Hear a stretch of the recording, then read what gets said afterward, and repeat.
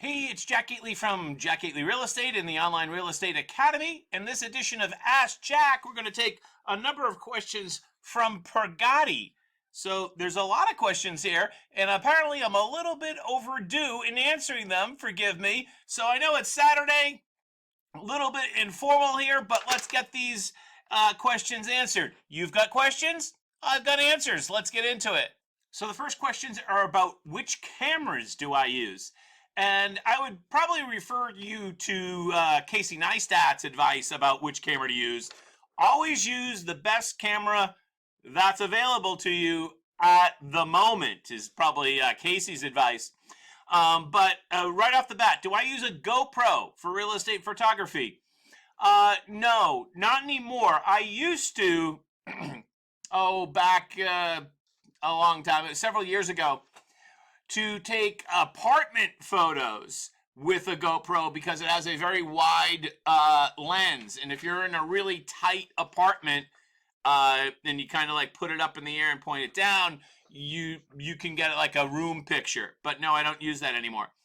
Do I use drones? Well, I do. I do fly a drone. I actually have probably 3 drones, 2 of which are worthy of flight. And DJI is what I use. So they're the leading drone manufacturer. I don't know which model is the cutting edge one. I have not purchased a drone in a couple of years because I'm fairly happy with the drone I have.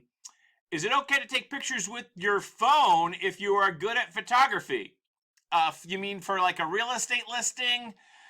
Not a home for sale. I would not. I know that the iPhone and I have an Android, and I know these phones are getting better and better and better, but I don't like, even if the camera was the same as a DSLR or a mirrorless camera, even if the quality was the same, and I don't think they're at that point yet, but even if the quality was the same, I think you look unprofessional in front of your client using a cell phone because they're expecting a real camera. So, I use my Canon T7i, and I'm very happy with that. Actually, I have 2 of those. One is on loan to my buddy.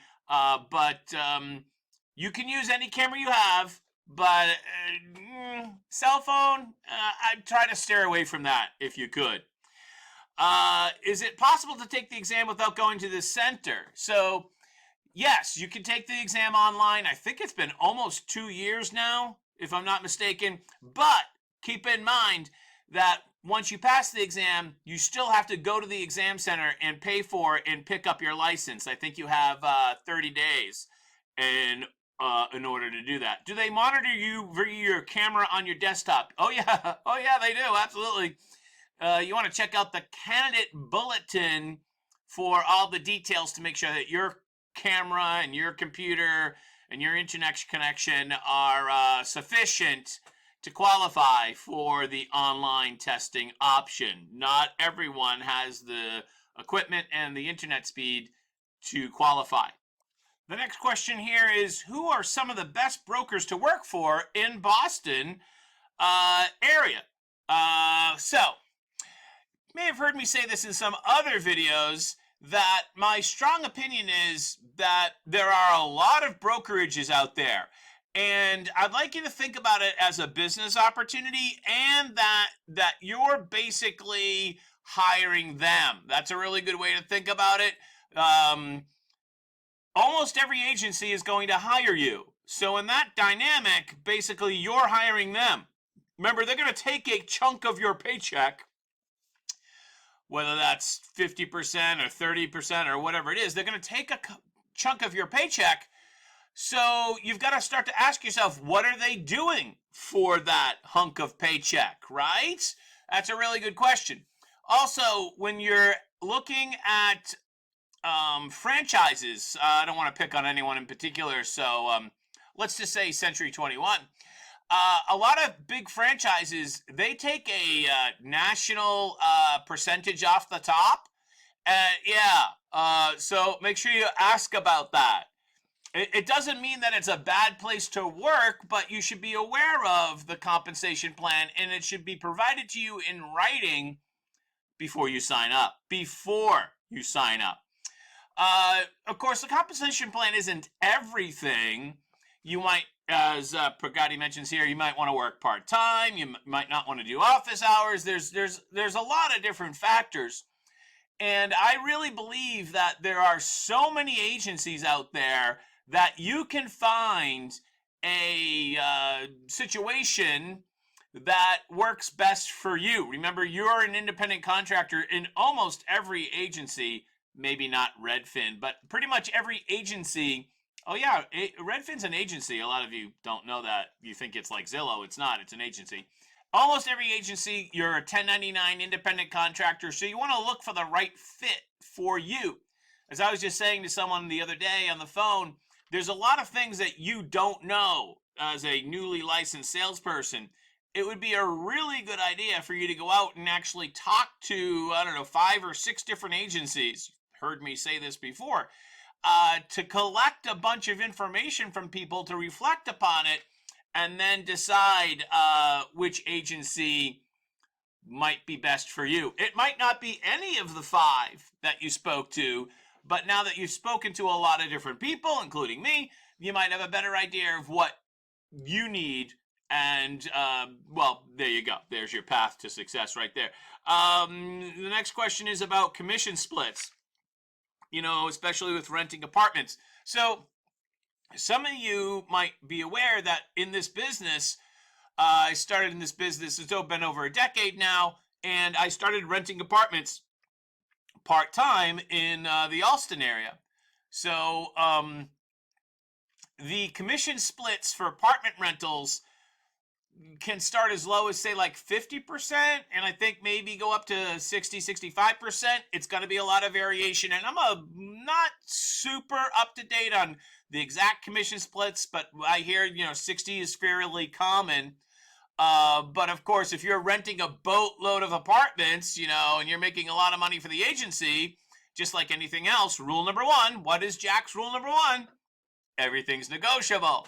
So if you're making a boatload of money for the agency, you might want to, tell them that it's time for a raise. Be careful of agencies, especially in sales agencies, so not rentals. But there's a lot of agencies out there that says 100% commission, yet they charge you a ton of fees. So, the agency's got to make money one way or the other. So just make sure, as I said earlier, that you get a complete itemization of what these things are and when they apply before you sign up with them. Lastly, how do I know which agencies to interview with? Well, you might see some ads out there from some of the national name brands. Fill out the ads and book an appointment. You don't have to be really picky about that. You're going to do 5 or 6 of them. So, do respond to some of these ads. See if they get back to you. Also, you could do this. Pretend you're a consumer and see who has rental signs or commercial real estate signs or for sale signs that are a lot of them in your neighborhood. It might be that the agency that has a lot of signs in your neighborhood might be a successful place for you to go. Or maybe not. Maybe there's not a lot of opportunity. So you got to shop around, like the song says. Here's my strong feeling more than anything else. It doesn't matter which agency you join that much. What matters is you. What matters is you, not so much the agency. You want to spend some due diligence on it, but number 1, you should focus on how you are going to do business. How are you going to get business? How are you going to get leads? And anything that diverts you, like a bunch of training programs from some agency that really doesn't have anything to do with you getting leads, that's the only thing that matters. You should focus 99% of you getting leads and forget about everything else when you're starting off. So to speak. All right, hey, I'm Jack Gately from the Online Real Estate Academy and Jack Gately Real Estate. Have a great day. Thank you, Pragati, for the questions. Bye-bye.